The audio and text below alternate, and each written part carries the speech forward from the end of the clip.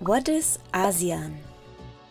The Association of Southeast Asian Nations, ASEAN for short, is an association that today consists of 10 Southeast Asian states. In 1967, Thailand, Indonesia, Malaysia, the Philippines and Singapore founded ASEAN. The aim was to improve economic, political and social cooperation, and also to balance political conflicts between these countries that existed as a consequence of decolonization. During Cold War, ASEAN members wanted to contain the influence of communism in the region. Times changed. Old enemies became new partners, and in the second half of the 1990s, Vietnam, Laos, Myanmar and Cambodia joined ASEAN.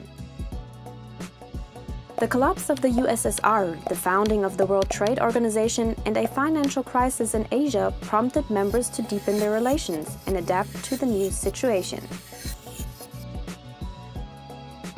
In the 2000s, free trade agreements were concluded with India, China, South Korea, Australia, New Zealand, and Japan. In the future, the entire region will be merged into one large free trade zone. Since 2001, the ASEAN Summit takes place annually. It is a meeting of the heads of state and government where current problems are discussed and solutions are worked out. In 2008, the ASEAN Charter came into force, giving the association the status of a legal person. Principles of non-intervention and consensual decision-taking remained unchanged by the Charter. Decisions are generally made by consensus. No member can be forced to something. As a result, the group rarely appears to be closed. Nowadays.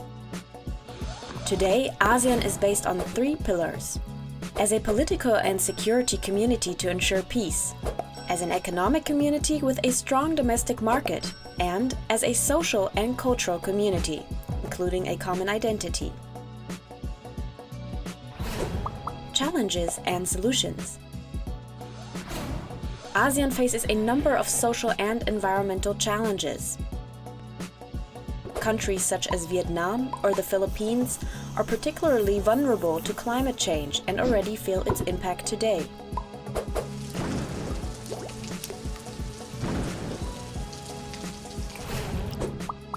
Problem: coal production.